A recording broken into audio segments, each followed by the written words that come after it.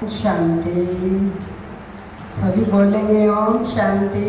ओम शांति। ओम शांति। आज हम सभी रक्षाबंधन के पावन पर्व के उपलक्ष्य में एकत्रित हुए हैं। आप सबको आज के इस पावन पर्व की बहुत बहुत मुबारक हो, बधाई हो, बधाई हो।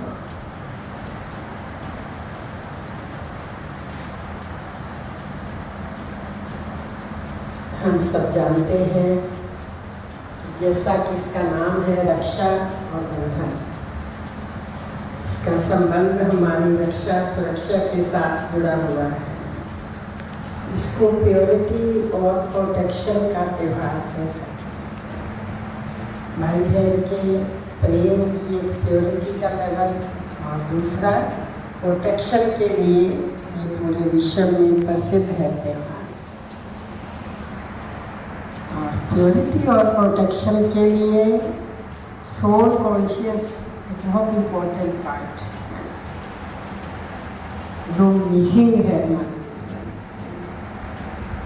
अभी अभी मैं देख रही थी, रानी बहन जी आपको कह रहे थे दूसरे को देखो और बोलो, भले मन में बोलो, मस्तिष्क में देखते हुए कि आप बहुत खुशनसीब हो। थोड़ा सा मुश्किल लग रहा था आपको, जैसे बॉडी कॉन्शियसनेस आ रही थी, शर्म सी आ रही थी, सही है, क्योंकि मैं बिल्कुल अभ्यास नहीं है इस लेवल का स्पिरिचुअल। या अभी भी जैसे हम बोलते हैं ओम शांति, ये भी हमें रूटीन में अभ्यास नहीं है। थोड़ा सा हम कोई हमें बोलते हैं नमस्ते तो हम झट से कहते हैं नमस्ते जी, सत श्री अकाल जी, लेकिन जब बोलते हैं ओम शांति तो थोड़े साइलेंट, समझो हम आपको विश कर रहे हैं, अभिवादन कर रहे हैं और फिर आपका रिस्पॉन्स करते हैं।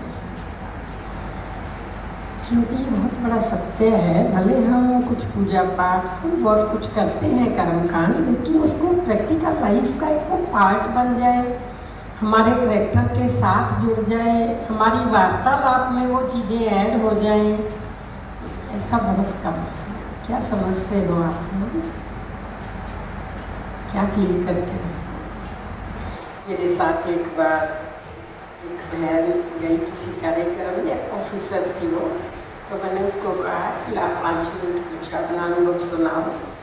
उसने कहा कि आध्यात्मिक वर्ड्स हमारे मुख पे नहीं है। ऐसे तो हम अपने अपने ऑफिस में तो बॉस हैं तो बहुत ज़्यादा स्पीचेस करते हैं, उनको गाइड भी करते हैं, लेकिन ये जो आध्यात्मिक शब्द है ना, ये हमारी ज़बान पे रूटीन में आते नहीं हैं। तो आध्यात्मिक शब्दों में अपनी बात रखना मुश्किल लगता है।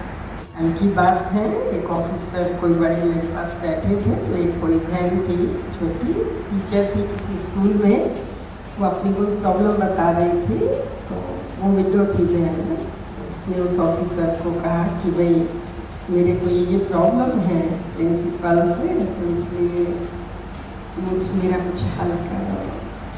मुझे बड़ा ही अच्छा लगा।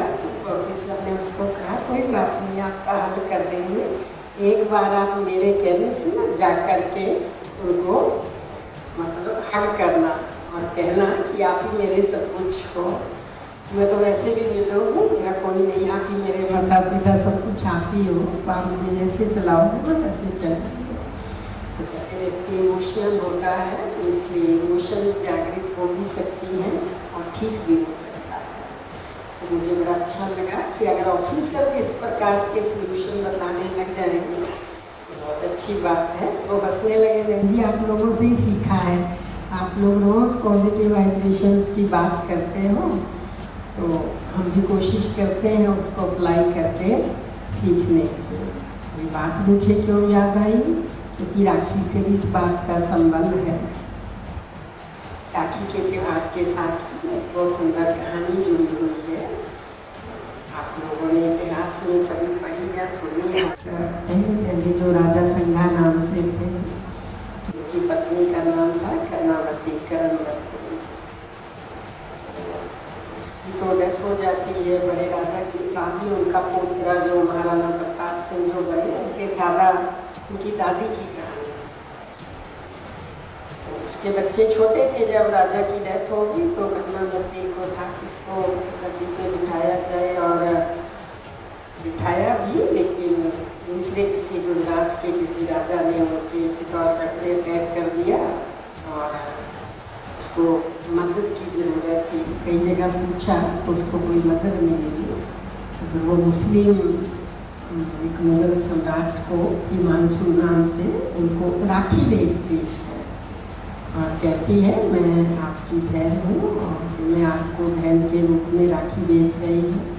हमें चित्तौड़ में अभी आपकी सुरक्षा की और मदद की सुरक्षा के लिए ज़रूरत है।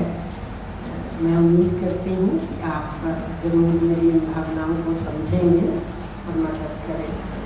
और बाकी सबको बहुत बुरा लग रहा था कि एक हिंदू नारी, एक मुस्लिम, जिन लोगों ने शुरू से ही मतलब इतिहास में कोई बहुत अच्छा पाठ नहीं रहा कि उनसे मदद मांग रहे हैं।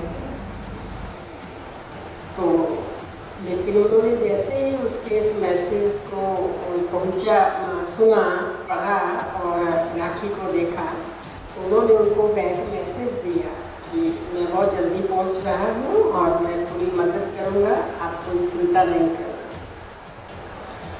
और इधर तो इतने में वो जो गुजरात के राजा थे उन्होंने जीत लिया था उस राज्य को और उसमें कर्णावती जी भी चले गए थे, मतलब उन्होंने सुरेंद्र कर दिया था। जो भी मतलब वो मर भी गए थे, हार भी गए थे। लेकिन फिर भी वो राजा जब पहुंचा, देखा ये स्थिति है और फिर उसको पता चला कि 2 राजकुमार तो अभी जिंदा है। उसमें से बड़ा जो बेटा था उनका, उसको उन्होंने राजगद्दी दी, उस राजा को वहाँ से भगाया। मतलब कहने का भाव है कि पूरी मदद की और एक राखी के बाद एक भाई का जो कर्तव्य हो कि अगर आप बहुत शुभ भावनाओं के साथ, जिसका सारे विरोध कर रहे थे कि ये काम कभी नहीं हो सकता, वो उसने ट्राई किया और वो उसमें सक्सेस भी हुई। मतलब इमोशंस तो भारतवासियों में क्या सब में होती ही है। जो इंसान चोले में इस तरह पर आया है, सब में नहीं तो कुछ लोगों में ज़रूर होती है। और उससे भी बड़ी बात है कि जब आप अपनी शुद्ध भावनाओं से उनके आगे अपनी कोई इच्छा रखते हैं, वो भावनाओं पर निर्भर करता है, वो आपकी फीलिंग्स ज़रूर पहुंचती हैं उन लोगों के पास और थोड़ा सा मन उनका पिघलता भी ज़रूर। कोई कैसा भी हो, अगर वो आपसे रक्षा की, सुरक्षा की कामना करे, सरेंडर होकर के, तो हमारे अंदर भी इमोशंस पैदा हो। ये भी एक बहुत अच्छा प्रोसेस है जो ब्रह्मा कुमारीज में इस पर बहुत काम किया जाता है कि आपके मन के अंदर क्या चल रहा है, सामने वाले के लिए वो बहुत बहुत इम्पोर्टेंट होता है। वो वाइब्रेशंस आज नहीं तो कल ज़रूर पहुंचते। ऐसे एक्सपेरिमेंट्स हम बहुत करते हैं, बहुत अनुभव है ऐसे। आज सुनाने लगो तो ढेरों अनुभव हैं लोगों के, जिन्होंने भावनाओं को समझ करके अपने आप को परिवर्तित किया और उनको लगा कि हमें लगता नहीं था हम इनके प्रति कभी पॉजिटिव हो पाएंगे, लेकिन पता नहीं इनके क्या ऐसे वाइब्रेशन थे कि हम पॉजिटिव हो गए, हम बदल गए।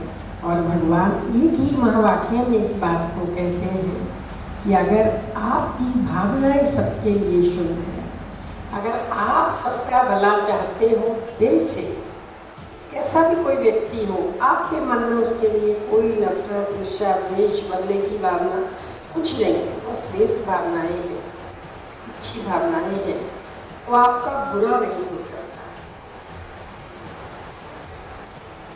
पक्का याद रखना आप सब। कभी कभी हमें लगता है हम अच्छा करते हैं, कोई नहीं इसको समझता, ना भी समझे, लेकिन आपका बुरा नहीं हो सकता। वो इंसान करने की कोशिश भी करे तो भगवान आपकी सुरक्षा करे। इसी को ईश्वरीय सुरक्षा कहते हैं, जो आज हमने टॉपिक भी लिखा ना, ईश्वरीय सुरक्षा का पर्व रक्षाबंधन। जो हमें करना चाहिए, जो हमारा कर्तव्य बनता है, जो भगवान ने हमें जिम्मेवारी दी है, अगर वो हम अच्छी से निभा रहे हैं तो हमारी सुरक्षा ईश्वर करेगा। वो इंसान को हमें कितना भी नुकसान पहुंचाने की कोशिश भी करे तो भी वो सक्सेसर नहीं हो सकता, बशर्ते कि आप ईश्वरीय डायरेक्शन पर सबका अच्छा चाह रहे हैं। राखी का जी पावन त्यौहार हमें इस प्रकार की प्रेरणा देता है। तो भी आप सबको तिलक मिलेगा, चंदन का तिलक। और उसके बीच में उस संकल्प को दृढ़ बनाने के लिए जरूरत है राजयोग की। राजयोग माना आत्मा का परमात्मा से मिलन, जो कि सर्वशक्तिवान परमात्मा है। उसी से ही हमें सर्वशक्तियाँ प्राप्त होती हैं, बल मिलता है, खुशी मिलती है, प्यार मिलता है। तो उससे मिले बिना इस संसार में कुछ भी प्राप्ति नहीं हो सकती।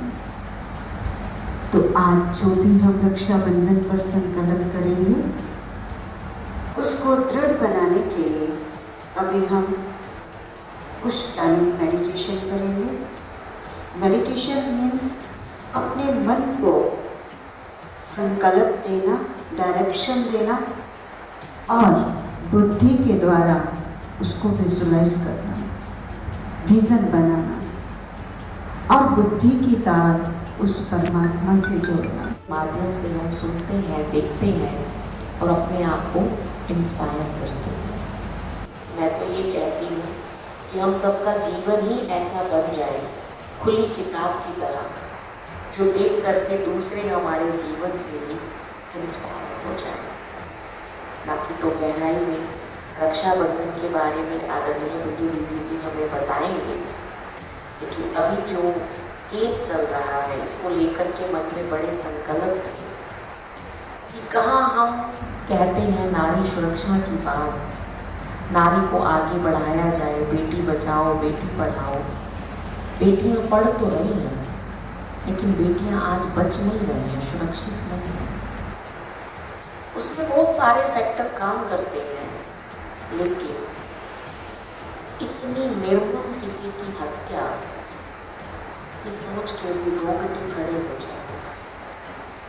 ये सोच के बड़ी हैरान हो रही थी कि हमने सिर्फ ये न्यूज पढ़ी है, देखी है, सुनी है, हमारी रूह कांप गई।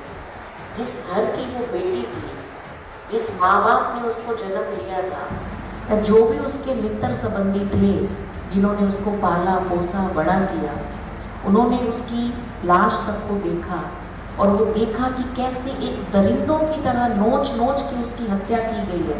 वो इस सीन को कैसे भूलेंगे? कोई हमारा बच्चा यूँ एक्सीडेंट में चला जाए या वैसे डेथ हो जाए हम भूल जाते हैं, लेकिन इस सीन को वो कैसे भूल पाएंगे?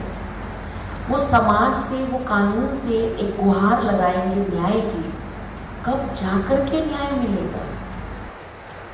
बहुत कोर्ट कचहरी के चक्कर होते हैं। निर्भया हत्याकांड में हमने देखा कितने सालों के बाद जाकर के न्याय मिला। और उस कांड से हमने क्या सीखा? अगर हमने उसको सीखा होता तो आज समाज में कोई ऐसी उससे भी अति शर्मनाक दर्दनाक हत्या को अंजाम न देता।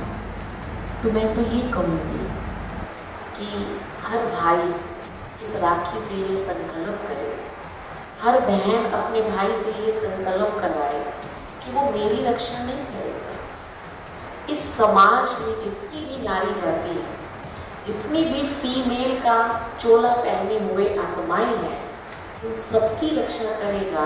तब जाकर के नारियां हमारे समाज में सुरक्षित होंगी। केवल एक अभियान चलाने से, नारी लगा लेने से या कुछ नारी के नाम पे फंड ये सब निकाल देने से वो नारियां सुरक्षित नहीं होंगी। तो उसके लिए एक आत्मिक भाव कि समाज के लिए तो हम सब कुछ कर रहे हैं और इतना अच्छा कर रहे हैं, क्या हमने सेल्फ को डेवलप किया है? उसके लिए मेरे पास टाइम है।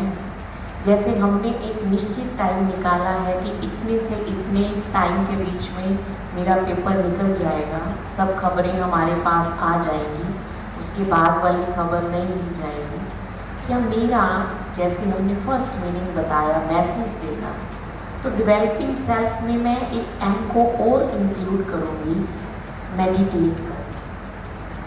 अगर हम 10 मिनट भी अपने आप को ये टाइम दे देते हैं मेडिटेशन का, तो हमारा डेवलपिंग सेल्फ का जो एरिया है या जो मीनिंग है वो बहुत सार्थक सिद्ध हो जाता है।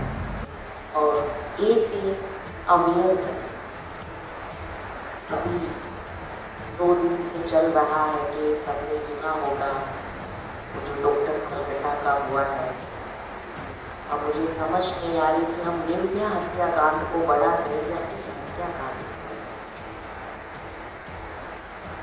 और मुझे कई बार ये भी समझ नहीं आती कि ऐसी खबरों से संसार कुछ सीख रहा है पॉजिटिव वे में कि ये नहीं करना चाहिए, या दुष्कर्मी जो है वो सीख रहे हैं कि ऐसे ऐसे करना चाहिए।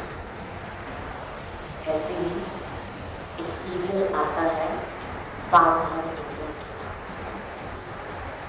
उसमें सच्चाई के बहुत सारे सीरियल्स बने होते हैं, केस स्टडी होती है कैसे CBI वालों ने ये केस सोल्व किया।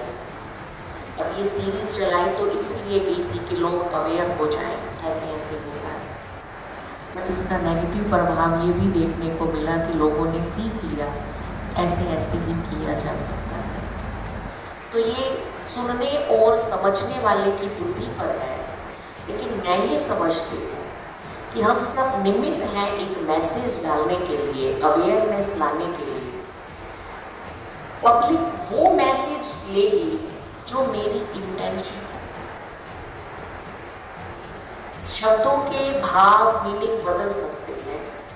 एक सिंपल शब्द है, हम बोलते हैं रोको मत जाने, और इसी को हम बोलते हैं रोको मत जाने दो। सिर्फ कोमा इन्वर्टेड कोमा का अंतर है, बोलने में पास कहाँ दिया कहाँ नहीं दिया ये अंतर है। वर्ड सेम है लेकिन मीनिंग एकदम डिफरेंट हो जाता है। तो ये बोलने वाले पे डिपेंड कर रहा है और लिखने वाले पे डिपेंड कर रहा है कि वो क्या लिख रहा है और सामने वाला वैसा मैसेज दे रहा है। ऐसे ही जब हम कोई खबर डालते हैं, पब्लिक के पास भेजते हैं, तो उस न्यूज़ को उस पेपर में डालने के पीछे मेरा इंटेंशन क्या है। जो मेरा इंटेंशन होगा पब्लिक वही उसी से मैसेज लेगी। अगर मैं उस न्यूज़ को डाल रही हूँ कि मुझे अवेयर करना है लोगों को कि कैसे कैसे इन सब चीज़ों से बचा जा सकता है, कैसे अपने आप को सेव किया जा सकता है, तो पब्लिक भी वो पॉजिटिव मैसेज ही लेगी। तो अवेयर हमें करना है। और आई बीच में रह गया, आई से इंस्पायर करना। आज हम देखते हैं कि कोई भी व्यक्ति किसी भी फील्ड में जब उन्नति करता है, या कुछ भी हम घर में भी देखते हैं बच्चा अच्छा काम करता है, तो एक छोटी सी भूख कहें या इच्छा कहें, मानव होने के नाते हम सबके अंदर रहती है कि कोई मुझे इंस्पायर करे। तो आज बहुत सारी